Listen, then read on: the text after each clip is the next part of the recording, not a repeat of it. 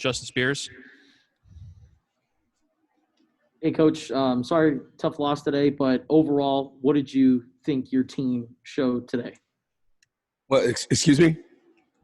It was a tough loss today, but what did you think your team proved today? I don't know that we proved anything. I think that, you either win or lose. But I thought that we had some guys that played for – we had some experienced guys that we expected to play well. We had some obviously some newcomers, whether they were transfers or young guys that played well and but not well enough to win, and that's the bottom line. So, as I told them in the locker room, our effort was great, was where it should be. I thought. Athletically, we've improved in all three phases, but to win games, close games like that, to come down to, some situational football, some things that we can clean up, and we got to go back on Monday and fix those things, and those things are fixable. But athletically, we're better, and I thought our guys gave effort. We got to be smarter in some situations and to get over the hump, because ultimately in those kind of close games, it comes down to making plays and doing your job, and we had a couple breakdowns in that area, but that can be fixed. Defensively, what was your overall impressions on that side of the ball? No, I thought, in the first half we had, I thought we did a good job. We had, we only had 3 penalties in the first half, but they were 3 third down penalties, right? 1 questionable call, and then some others that gave them first downs to keep some drives alive. But, the rotation up front, I thought, has improved, particularly in our run defense. They found they started running some more stretch zone, and took us a while to get that shut down in the second half. But overall, we're better. The one thing I would say is we didn't force a turnover today. But that's credit to USC also as well. So, I thought, we have some things that we can build off of, but certainly up front, our D-line, I thought, against the run was improved. Next question, Michael Lev. Hey there, Coach. What was the defensive strategy and/or thought process on USC's final drive?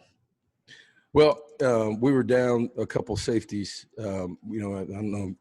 We had some mix-ups there just because, number one, Jackson Turner had left the game a couple times and was out. Our safeties were thin there anyway, and we had a couple DBs that were out.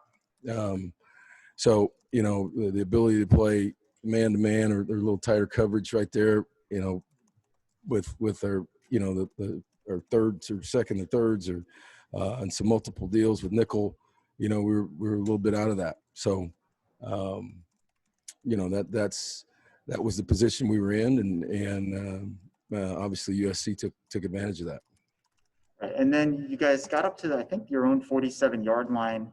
Grant got sacked on the next play. So the final play was from the 40. Was that just slightly out of where you'd go for a Hail Mary in that situation? Yeah, Is there a particular yard line? Yeah, you're talking about throwing it 60. We had that discussion, getting the ball up in the air 65 yards, is one thing, but also protection and things like that. So, yeah, I mean, we had that discussion on the sideline and just felt like the rugby situation was our best opportunity to try to move the ball. Next question, Jason Shearer. Hey, Coach. In the offseason, Paul Rhodes kind of mentioned it too, and just the overall lack of depth on defense. Is this one of those games where that kind of shows up, like you kind of mentioned before?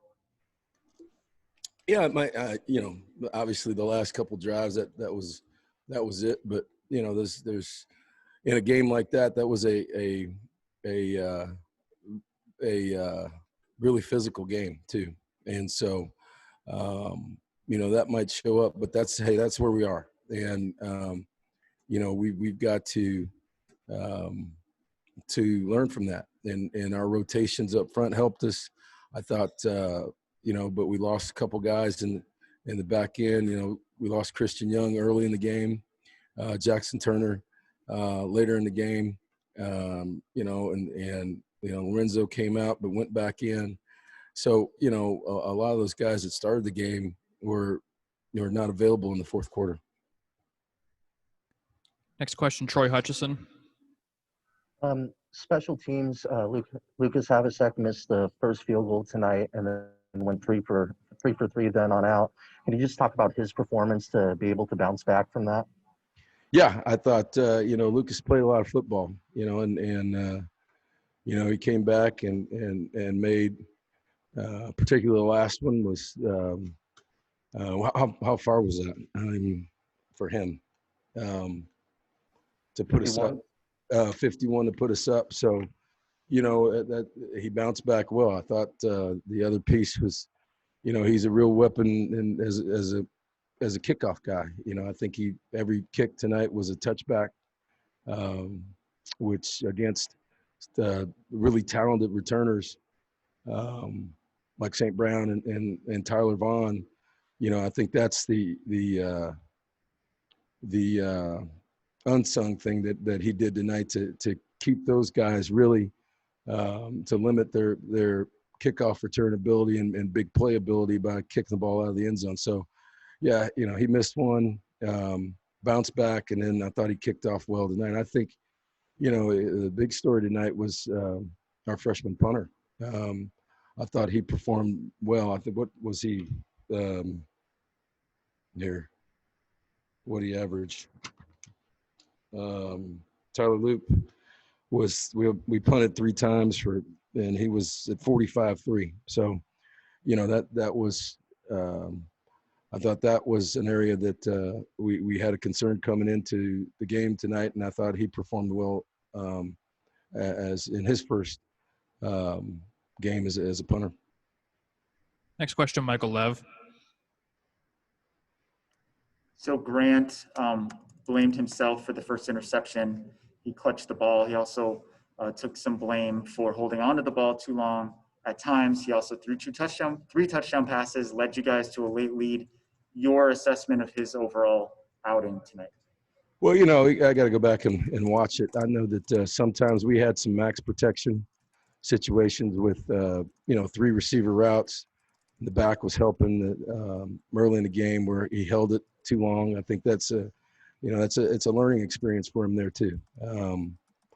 They were playing a little bit of 2-man, 2 safeties over the top and playing man-to-man underneath. And I thought he, took advantage of that by, running the ball and putting it down and taking what the defense gave him. So, yeah, we talked about the first interception and the first drive. You want to start fast. That didn't help.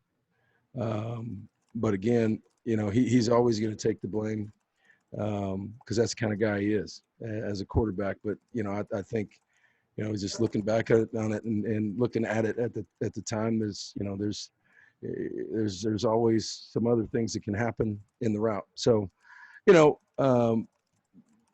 it gave us a chance to win. And by making plays and taking off and running, they had some situations where, there was some questionable activity with some hits to him, either in the head or just around all over the place. So, he's a tough guy. I think he showed his toughness, his mental toughness by bouncing back off the first interception, and his physical toughness by putting it down and running. And just like I said, there's some things that he's always going to want to do something better, even win or lose. And he's going to be the first to be critical of himself, and then we just got to go back and look at it and what we can do better as a team, as coaches, to help him. Next question, Bailey O'Carroll. Hey, Coach. And I apologize if somebody asked this earlier. I got onto the link a little bit late. What was it like to play in this different of an atmosphere, even though it was at home? Obviously, there was no fans and significantly less people than normal. Well, it's kind of interesting. We practiced a couple weeks ago with the ambient noise. It's just different when there's not a lot of fans. I thought, because of the lack of travel by our players back home, the ability to have their family, parents or wives or kids, whatever, there, I thought that had some real significance to it, because I could see guys when we came out, even during warmups. You got to realize these guys haven't been home, and as part of COVID and travel and lack of travel, and so just to look up in the stands, and parents couldn't come by the hotel last night or anything like that. So there's I feel bad for the Wildcat fans who can't be there, but I thought there was some energy early, energy during warmups and during the game, because of the families being there. Awesome. Thank you. Final question for Coach Jason Shear. Hey, Coach, just wondered if you could talk about Gary Brightwell's performance tonight. Yeah, Jason, I've been talking about Gary since we started practice, right? I don't say training camp. We didn't have one. We had fall practice. So, he had he's had a great fall practice. I've said the last couple of weeks, I'm excited to see him play. Coach Stewart talks to the running backs about, the extra 2 yards. And, he moved the pile when there was nothing there. And when there was something there, he hit it. And, I can say the same thing about Michael Wiley as well. Those two guys, played hard. I mean, really hard. And, hung on to the ball in some pretty physical situations. So, he's a guy that, leaves it all out there, plays special teams. He and Wiley both give us a real 1-2 punch back there at running back today. And you want to get him off the field some more, but he wants to play and take advantage of opportunities. And I thought, he did that with, both those guys have the ability to catch the ball. What did Gary have? 21 for 113.